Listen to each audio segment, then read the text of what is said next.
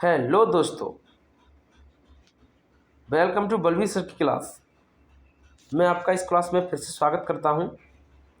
ये आपकी spoken English की सेकंड क्लास है।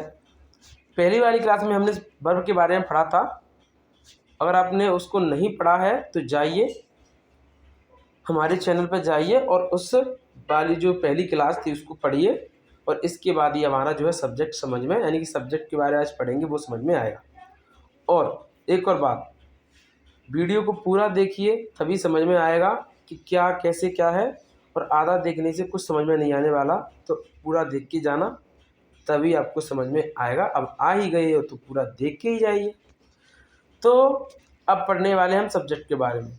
तो सुनिए कि वर्ब को मैंने पहले ही बता दिया है कि वर्ब में डिटेल में समझा दिया था इससे पहले वाली क्लास में, उसको जाइए और देखिए, फिर आपका सब्जेक्ट का जो आज का जो टॉपिक है वो अच्छे से समझ में आएगा। तो वर्ब को जो भी करे, जैसे मैं बोलूँ राम आता है, अब आना मतलब वर्ब हो गया। अब कौन आ रहा है, काम आने का काम कौन कर रहा है, राम, तो राम सब्जेक्ट हो गया। ऐसे ही मैं जाता हूँ, तुम खाते हो, मैं आ रहा हूँ, मैं जा रहा हूँ, मैं रो रहा हूँ, मैं पी रहा हूँ, कुछ भी होता है काम को, कोई भी किसी भी काम को जो करे, उसको करने का जो अंजाम दे, उसी को हम बोलते हैं सब्जेक्ट। तो हम इसमें थोड़ी डेफिनेशन भी लिख लेते हैं। इसमें डेफिनेशन में लिख रहा हूँ, देखिए कि कार्य को जो भी करता है उसी को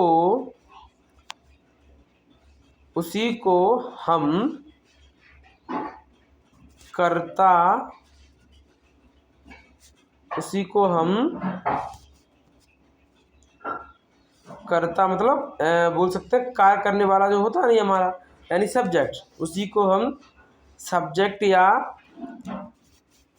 क्या बोलते हैं, सब्जेक्ट या हम जो है कर्ता बोलते हैं। सब्जेक्ट या हम जो है कर्ता कहते हैं। ठीक है।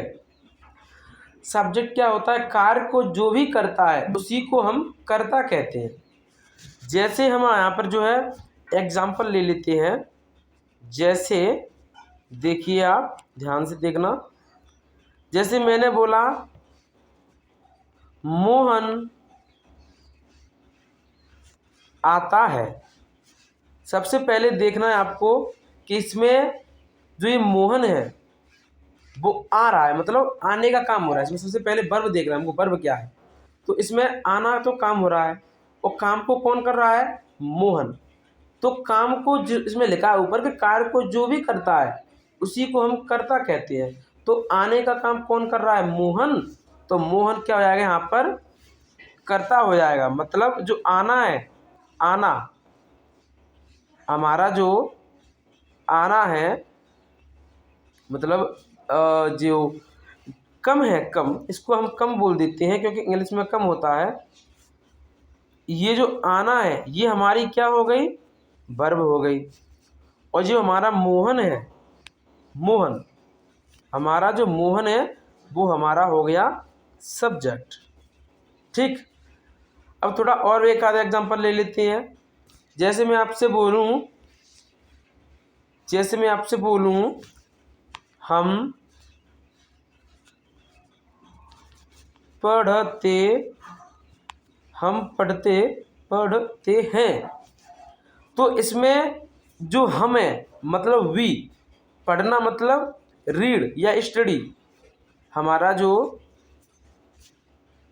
पढ़ना है मतलब स्टडी, इसको हम रीड भी बोल देते हैं। इसमें थोड़ा ये डिफरेंस होता है कि स्टडी का मतलब होता है ध्यान से कुछ सीखने के लिए पढ़ना, और रीड का मतलब होता है, रीड हम ले लेते हैं कि वैसे ही ज़्यादा सीखने के लिए नहीं, ऊपर में तो बड़ा बड़ा पढ़ना। ठीक है ना। तो रीड, ये दोनों हमारी हो गई वर्ब, दोनों हमारी क्या हो गई, वर्ब। और हमारा जो क्या है कि हम है, यानी कि वी है, वो हमारा हो गया सब्जेक्ट। ठीक है, ये हमारा क्या हो गया, सब्जेक्ट हो गया। ऐसे ही आप बहुत सारे सेंटेंस बना सकते हैं। आपको कहीं दिखे तो उसमें से जो है फाइंड आउट कर सकते हैं कि कौन सब्जेक्ट है कौन वर्ब है। तो मैंने आपको पहले बताया था कि अगर आपको सेंटेंस बनाना है तो उसमें आपको दो चीज़ें बहुत ज़्यादा मेन होती हैं, जो कि वर्ब होता है और सब्जेक्ट होता है। और हम थोड़ा और मान ले तो ऑब्जेक्ट कहीं कहीं मान सकते हैं, मतलब वैसे होता नहीं है, थोड़ा सा इसमें यही दो चीज़ होती है। अगर आपको ये दोनों आइडेंटिफाई करने में आ गए तो समझ लीजिए आप सेंटेंस को गलत नहीं करेंगे। आपको वर्ब का पता होना चाहिए और सब्जेक्ट का, तो आप सेंटेंस को बहुत ही आसानी से बना सकते हैं। ठीक है, और चैनल को सब्सक्राइब करना, लाइक कमेंट करना ना भूलें। आप ज़रूर करके जाइएगा और इस वीडियो को पूरा देखिएगा। मुझे आशा है कि आप अच्छे से आपकी समझ में आ रहा होगा। और बताइए कि कैसा लगा, और कमेंट, लाइक, सब्सक्राइब करना ना भूलें। Thank you so much.